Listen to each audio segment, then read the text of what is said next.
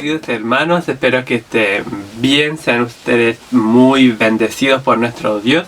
Espero que estén ahí compartiendo en familia, conversando, dialogando, que ya tengan su cuaderno, su lápiz, su Biblia, para que anoten todo lo que vamos a aprender en el día de hoy.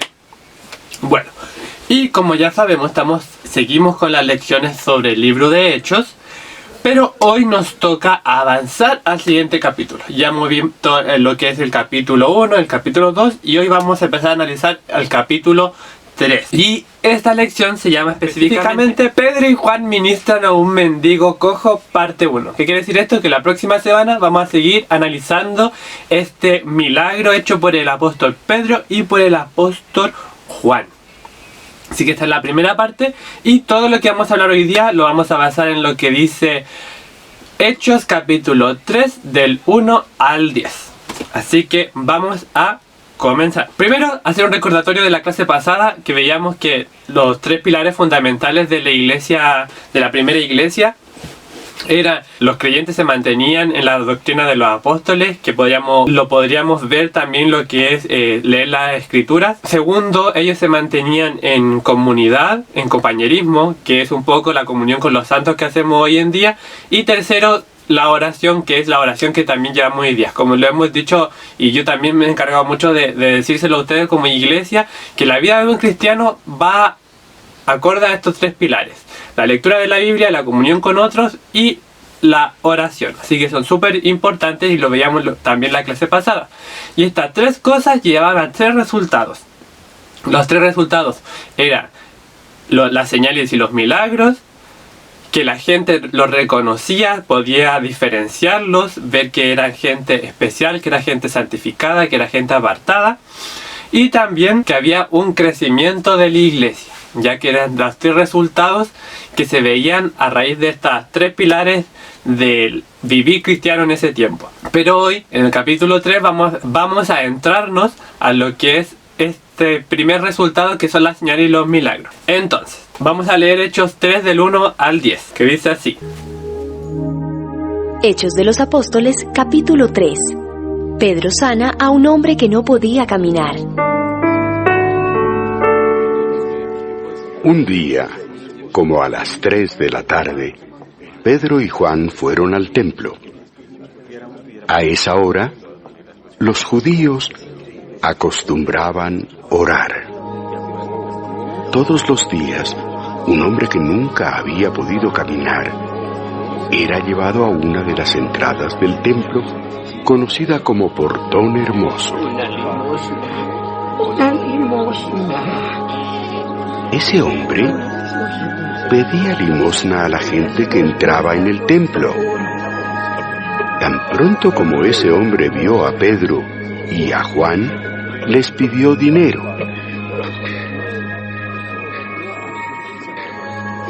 Ellos lo miraron fijamente y Pedro le dijo: «Préstanos atención». Aquel hombre los miró atentamente, pensando que iban a darle algo.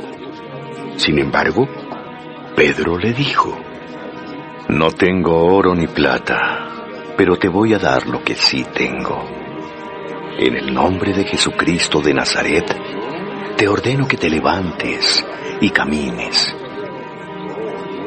Enseguida, Pedro lo tomó de la mano derecha y lo levantó. En ese mismo instante, las piernas y los pies de aquel hombre se hicieron fuertes. Y de un salto, se puso en pie y empezó a caminar. Sin más, entró en el templo con Pedro y Juan, caminando y saltando y alabando a Dios. ¡Alabado el Señor! Todos los que lo veían caminar y alabar a Dios estaban realmente sorprendidos, pues no entendían lo que había pasado. ¡Estoy curado! Sabían, sin embargo, que era el mismo hombre que antes se sentaba a pedir dinero junto al Portón Hermoso.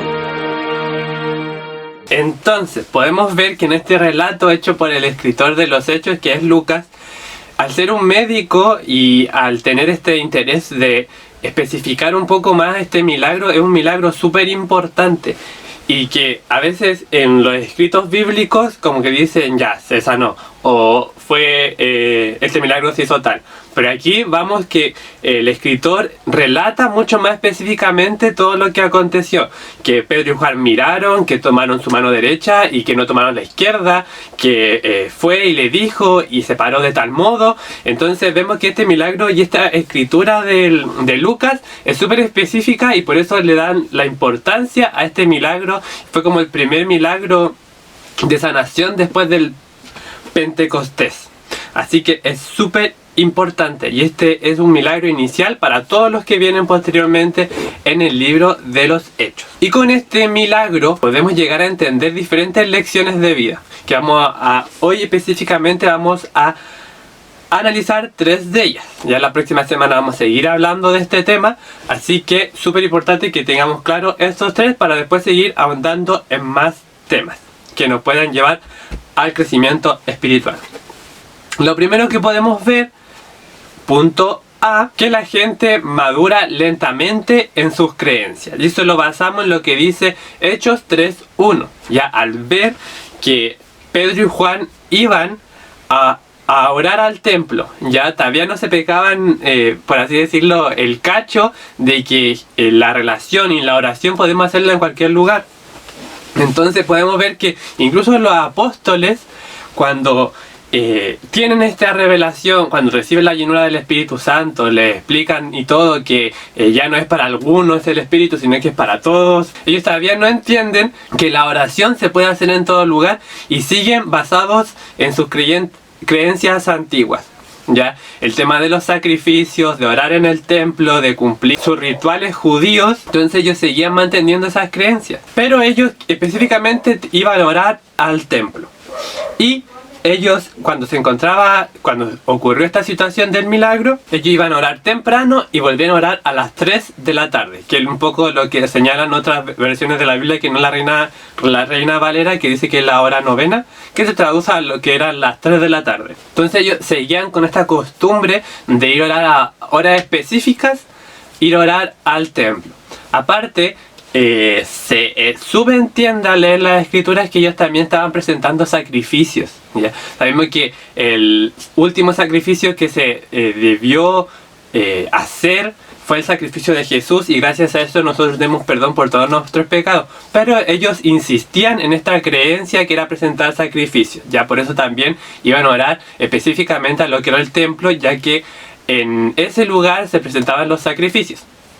Y se dirigían a este templo de Herodes, donde estaba esta puerta que es la hermosa, o otra traducción también habla de la puerta hermoso. Y esta no fue una o que hayan sido solamente Pedro y Juan que mantenían estas creencias, sino que hubieran muchos más judíos que se volvieron al cristianismo, que seguían exigiendo la circuncisión de los nuevos creyentes, incluso de los niños. Había muchas personas que seguían manteniendo sus creencias antiguas, tratando de un poco de modificarlas, de contrapolarlas un poco a lo que ellos estaban viviendo hoy en día. En Hechos 21, 16 al 26, nos habla ahí acerca de una rencilla que tuvo el apóstol Pablo, acerca de que la gente quería ver que el apóstol Pablo hiciera este proceso de santificación en el cual tenía que sacrificar a un animal. Por lo que Pablo accede como para dejar y cumplir también lo que era la ley y la cultura de ese entonces. Entonces Pablo hizo esto un poco para complacer a los hermanos que le pedían que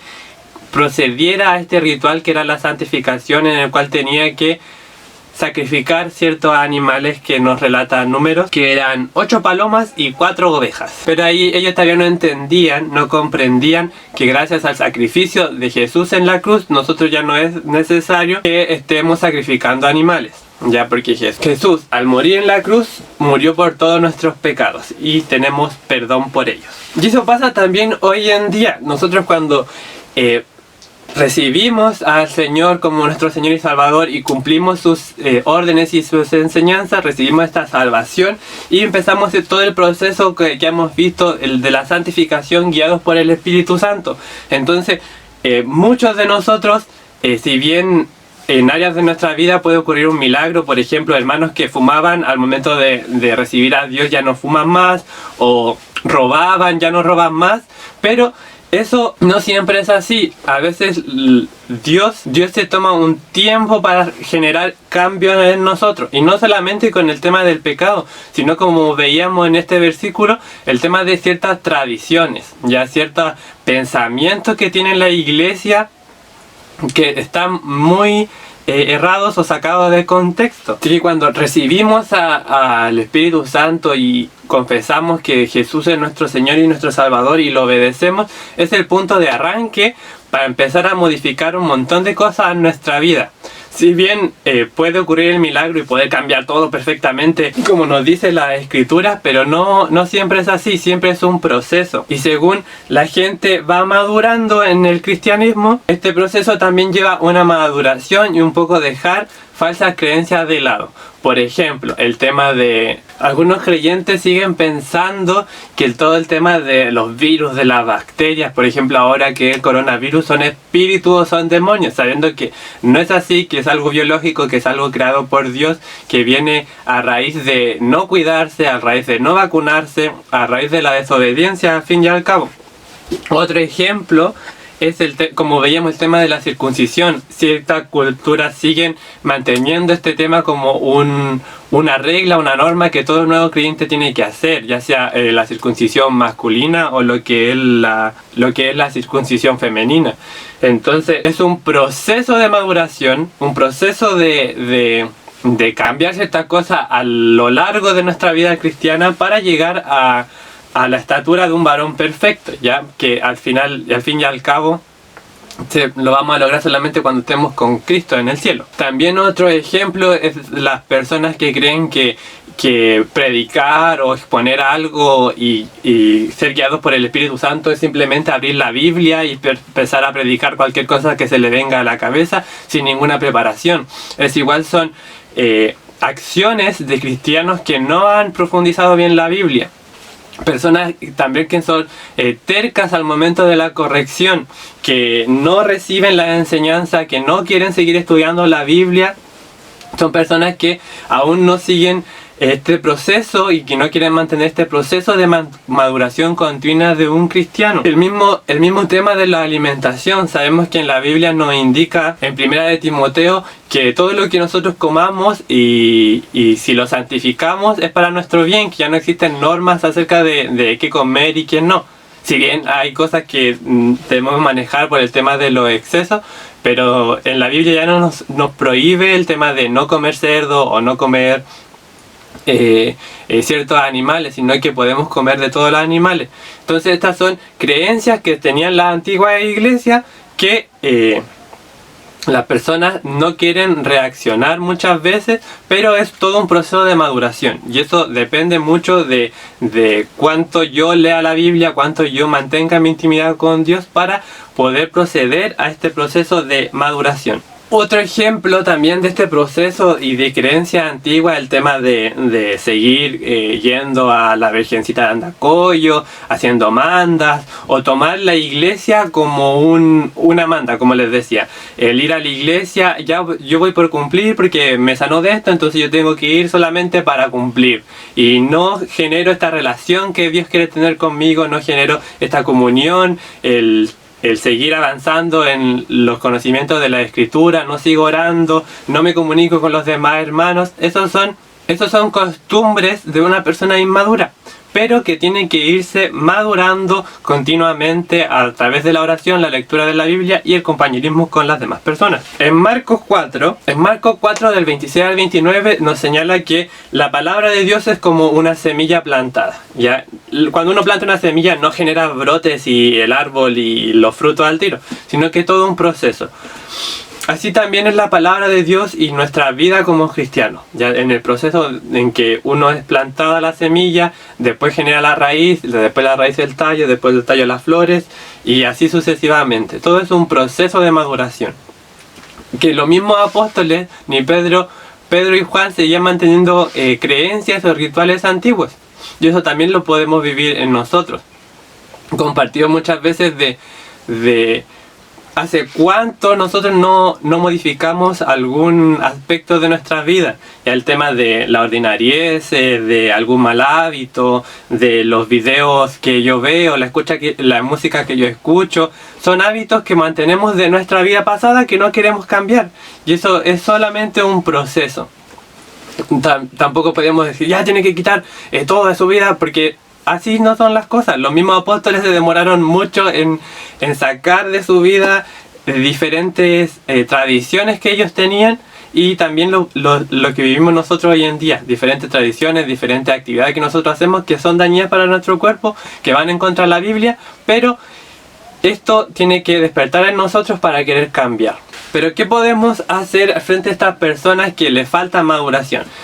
Personas recién creyentes y nosotros mismos, porque sabemos que ninguno de nosotros está libre de pecado para tirar la primera piedra. Tenemos que hacer 4 cosas. Primero, amarnos y amar a las personas recién los nuevos creyentes que tienen estas tradiciones o estas costumbres que no son inspiradas por Dios.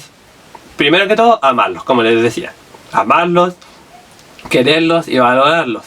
Segundo, tener paciencia. Ningún cambio se genera de la noche a la mañana, ya al menos que sea un milagro sobrenatural de nuestro Dios.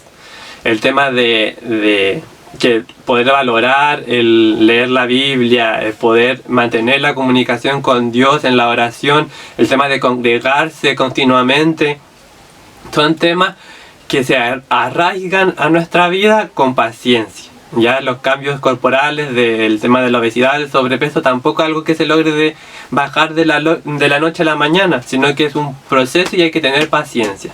Entonces, hay que amar, paciencia, y lo siguiente es orar. Ya la oración, pedir por el hermano que está con una mala actividad, con un mal proceder de las cosas de Cristo, que sigue repitiendo tradiciones que no tienen base bíblica, orar por ellos, y también analizarme yo mismo, de ver qué área de mi vida tengo que necesita cambiar, qué ritual sigo, qué programa en la televisión o qué música sigo escuchando que no me edifica. Entonces, amar, tener paciencia, orar, y ya la cuarta es enseñar. Con mucho amor, con mucho respeto, como veíamos en clases pasadas, el tema de Aquila y Priscila cuando corrigieron a Apolos. Ya no fue algo público, lo hicieron callar en público, sino que los llevaron en secreto, apartado. ¿Sabes qué, Apolos? Esto no es así. Jesús ya vino, Jesús ya murió, Jesús ya resucitó. Lo mismo tenemos que hacer con estas personas. Después de haber orado, acercarnos a ella y decirle, hermano, ¿sabe qué? En la Biblia dice tal cosa. No es necesario que nos circuncidemos todos. No es necesario cortarse el pelo y dejarlo como manda. No es necesario arrodillarse y caminar de Coquimbo a Andacollo a rodillas para agradar a nuestro Dios, ¿ya? Entonces, con amor, paciencia, oración y enseñando, que son los 4 puntos fundamentales cuando nosotros vemos que otras personas tienen acciones que son incorrectas, que no han madurado, y también cuando nosotros vemos que no estamos madurando. Letra número B. Algunas personas tienen grandes necesidades. En el capítulo 3, versículo 2, nos empieza a introducir a este personaje que era el cojo de nacimiento. Más adelante, en Hechos 4:22, nos señala que esta persona ya tenía 40 años y era inválida desde su nacimiento. Entonces era una persona que mantenía su necesidad. Imagínense todos los pensamientos durante estos 40 años de vida de este personaje. ¿Ya? El tema de no poder jugar libremente en su niñez, no poder ir a las partes donde ellos querían. La Biblia señala que a él lo iban a dejar a este templo, que a él lo iban a buscar y no podía moverse libremente. Muchos de nosotros en este periodo de cuarentena ya estamos así como estresados por no poder salir de nuestras casas. Imagínense una persona que no tiene la habilidad o la posibilidad de poder desplazarse libremente.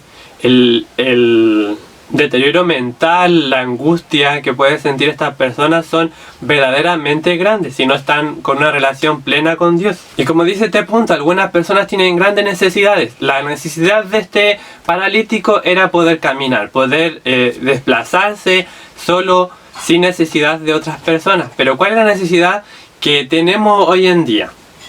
Hay muchas personas con ansiedad, personas con depresión, personas con falta de alimento, con falta de dinero. Así podemos nombrar un montón de necesidades que tenemos con las personas.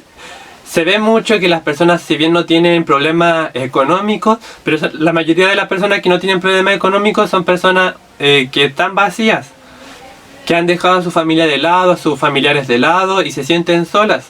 Y eso igual es una necesidad. Entonces tenemos que entender que a nuestro alrededor hay muchas personas que tienen necesidad.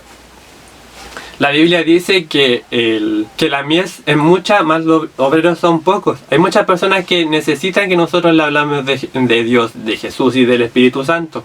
Entonces tenemos que empezar a entender, pues a ponernos en el lugar de las otras personas. Muchas personas alrededor del mundo tienen necesidades grandes. Hay personas que no tienen para comer, que no tienen para dónde dormir, que no tienen abrigo. Tenemos que abrir nuestros ojos para entender estas personas. No todos viven las mismas situaciones que nosotros. Algunas y todas las personas tienen grandes necesidades. No todas las necesidades son iguales. Hay necesidades que, por ejemplo, a mí me faltan unas zapatillas que quiero y yo lo puedo hallar necesario. Pero eso no se compara con pasar hambre, con pasar frío, con no tener para pagar los gastos diarios. Entonces, siempre hay una gran necesidad. O también muchas personas viven en su hogar, tal vez tienen comida, abrigo y todo eso, pero entre su familia no se hablan. Pasan todo el día encerrados en las piezas, no comparten el almuerzo, la once, el desayuno. Entonces son familias completamente divididas, personas que viven con miedo de no poder expresarse en su casa porque los pueden pegar, o mujeres que se someten a sus maridos ciegamente y no opinan y son meramente esclavas de sus casas. Entonces hay problemas, hay necesidades. Por eso como cristianos tenemos que pedir a Dios que nos pueda revelar acerca de estas necesidades que tienen las personas a nuestro alrededor. Y aquí como un paréntesis para poder analizar un poco el contexto histórico y geográfico de esta historia. A continuación, la siguiente imagen, el templo de Herodes. El templo de Herodes tenía una gran dimensión y se encontraba dividido en diferentes partes. Sabemos que antes estaba el lugar santo, el lugar santísimo, donde se presentaban las ofrendas a nuestro Dios. Pero aparte tenía el altar de las mujeres, donde a las mujeres no se les permitía seguir más adelante en el interiorizarse más profundo en lo que es el templo. Y más exteriormente había un altar para los gentiles, ya que aquí cualquier persona de cualquier nación no judía podía presentar su altar, porque los no judíos no podían entrar en el lugar santo y en el lugar santísimo a presentar sus sacrificios. Y como estas personas gentiles no podían entrar al lugar santo donde podían entrar los judíos, habían varios carteles alrededor de las puertas para que ellos no pasaran, porque incluso los guardias podían llegar a matarlos, a asesinarlos. Y para entrar a este templo primero nos encontramos con la primera puerta, que es la puerta de oro, ya, donde entraban las personas, que podía ser cualquier persona, podía entrar libre acceso a este sector común donde estaban los atrios y donde se presentaban las ofrendas de las personas gentiles. Después nos encontramos con esta segunda puerta, que es la puerta que se llama la Hermosa, o también he leído en otras traducciones como el Hermoso o puerta Hermoso, pero que era una puerta de alto valor, una puerta doble, la cual algunos dicen que era de bronce y plata, otros dicen que también era de oro, pero lo importante es que tenía un llamativo, ya que era algo especial, para que existiera esta diferencia entre judíos y no judíos. Entonces estaba el sector de los gentiles y estaba esta puerta, la Hermosa, que separaba al sector de los judíos. Y al pasar esta puerta se encontraba el sector donde ofrecían sacrificios solo las mujeres. Y pasando más allá estaba el lugar santo y el lugar santísimo, donde podían entrar los varones judíos. En este sector de mujeres también es solamente mujeres judías. Y este personaje, el cojo de nacimiento, se encontraba en esta puerta hermosa, que separaba el lugar de los gentiles y el lugar de las mujeres judías. Los historiadores dicen que eran 23 metros de altura. Entonces tienen que imaginarse una puerta bien grande. Para más remate era de metales finos, como les decía. Entonces llamaba la atención, llamaba a que las personas al entrar a este templo de Herodes se fijaran en estas puertas para que pudieran ver la hermosura y poder ver la separación entre unos y otros. Sabemos que hoy en día ya no es así, que no es necesario separarnos ni hombres, ni mujeres, ni judíos, ni gentiles, sino que Dios, el Espíritu y Jesús es para todos. Aquí tenemos otra imagen más de perspectiva, donde se puede ver lo que era alrededor del templo de Herodes, después el lugar que es más céntrico, donde entraban solamente los judíos, el patio de las mujeres y el patio ya que podían, o el sector que podían entrar los varones. De aquí tenemos una imagen de estas dos puertas. La imagen de abajo vemos la puerta de oro, que era la puerta para entrar al palacio de Herodes, y después que uno pasaba esta puerta, encontramos la segunda puerta, que ahí podemos ver que se ve chiquitita, que es de oro, que se ve de oro, pero que esta es la puerta, la hermosa, que estaba para entrar al primer sector que se ve en la imagen de arriba, que era el sector de mujeres, y que más adelante estaba el lugar santo y el santísimo, que podían entrar solo los hombres. Pero ¿a qué va toda esta explicación? Va al punto número C, al punto C, que es que Dios nos está llamando para que nos fijemos en las necesidades de los demás. Pedro y Juan, seguramente, como les decía, ellos mantenían esta tradición de ir al templo a presentar oración y presentar sus ofrendas. Entonces, la Biblia también señala que este cojo iba a diario a pedir limosna a esta puerta. Entonces, Pedro y Juan ya estaban familiarizados con verlo ahí. Entonces, para ellos no era novedad. Y estaban cegados y ellos iban a cumplir lo que ellos iban a hacer y no se fijaban en la necesidad de esta persona. Además, como les decía, estas puertas llamaban mucho más la atención de las personas. A las personas que venían de otros lugares, y llamaban la atención las grandes puertas, su material con que estaban hechas. Entonces, lo externo muchas veces a nosotros nos quita la atención de las personas que tienen necesidad dentro de nuestra comunidad, donde vivimos, donde habitamos, nuestros vecinos, nuestros familiares. Muchas veces las cosas externas, las cosas que nos llaman la atención, nos quitan el foco a poder ayudar a estas personas. Y también el tema del rito, por ejemplo, de Pedro y Juan, que ellos iban constantemente a hacer sus holocaustos y ellos lo tomaban como común, como normal, como les venía diciendo. Ellos no se fijaban en el que estaba a su alrededor, ni mucho menos se rebajaban, por así decirlo, a darle limosna. Pero nos vamos a fijar en lo que dice el versículo número 4, el de Hechos 3, versículo 4, que dice Pedro y Juan fijando en él los ojos. Entonces, después de haber vivido todo este Pentecostés, después de haber podido experimentar al Espíritu Santo, poder haber compartido con sus demás hermanos, ellos ya recibieron del Espíritu Santo y pudieron abrir sus ojos a estas necesidades que tenían la gente a su alrededor. Por eso el versículo 4 dice, Pedro y Juan fijaron en él sus ojos. Entonces, Pedro y Juan podrían haber fijado su mirada o ponerse a haber hecho el ritual del sacrificio o podrían haber admirado lo que era la puerta, pero ellos al haber recibido el Espíritu Santo, sus ojos ya estaban abiertos, su mirada ya estaba un poco más concientizada en lo que tenían que hacer y vieron a este paralítico, lo miraron a los ojos y procedieron a hacer todo el milagro. Después no tengo plata ni oro, pero en lo que tengo te doy, y todo lo que vamos a ver en la siguiente clase. Pero, ¿cómo podemos explicar y aplicar esto a nuestras vidas? Muchas veces nosotros asistimos a la iglesia, como decíamos, de una manera ritual, para cumplir, para que el pastor no me llame después, para que después no me digan nada, y nos fijamos solamente en lo externo.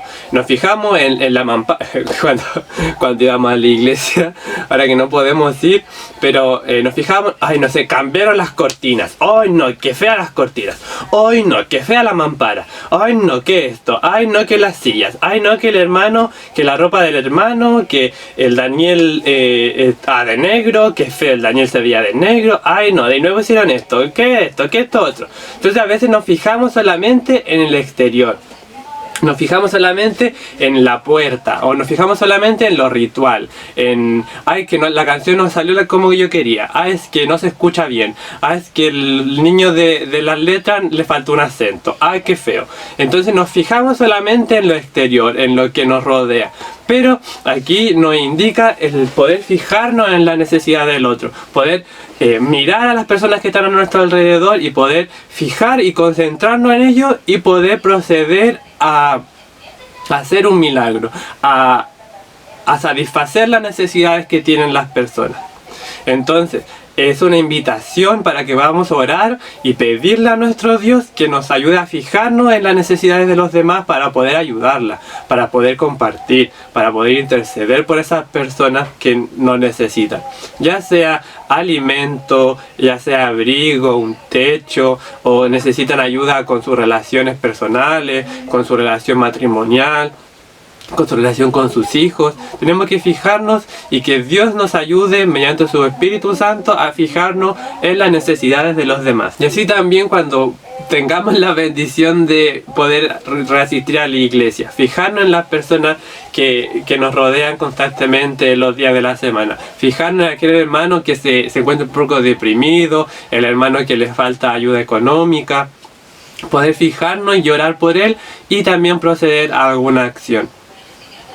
Y eso también pasa cuando estamos en la calle, en nuestros colegios, en nuestra universidad, en nuestros estudios, en nuestros trabajos, poder ver a nuestro alrededor y ver las personas que tienen necesidad, que necesitan ayuda espiritual, ayuda económica, ayuda psicológica. Así que el Espíritu Santo nos sea inspirando para poder hacer las acciones necesarias. Y ahí vamos a dejar la lección del día de hoy. La siguiente semana vamos a seguir hablando del capítulo 3 del 1 al 10 acerca del milagro de sanación de este cojo que se encontraba en la puerta de la Hermosa. Estos primeros 4 versículos nos dejan 3 importantes lecciones. Número 1, que los cristianos necesitamos un proceso de transformación, que necesitamos sacar nuestras creencias antiguas, nuestras religiosidades, poder ser maduros y poder querer este proceso de maduración. Número 2, que hay muchas personas que tienen necesidades a nuestro alrededor, muchas personas que necesitan a Dios, que necesitan cosas físicas, dinero, algo material, algún milagro. Mi punto número 3, que tenemos que fijar nuestros ojos en las necesidades de los demás. Es pedirle al Espíritu Santo que nos pueda guiar para satisfacer y poder ayudar a las personas que están a nuestro lado.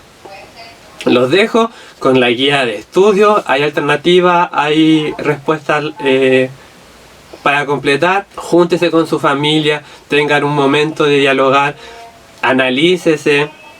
¿Cuáles son las necesidades? ¿Cuáles son mis religiosidades? ¿Estoy haciendo esto por un buen fin? ¿Estoy lo suficientemente maduro? ¿Qué cosas he dejado de lado? ¿Qué cosas he ido transformando de mi vida? ¿O simplemente soy igual que antes y soy igual al momento en que recibí a Jesús? Analícese, comparta con lo que están a su alrededor y responda a la guía.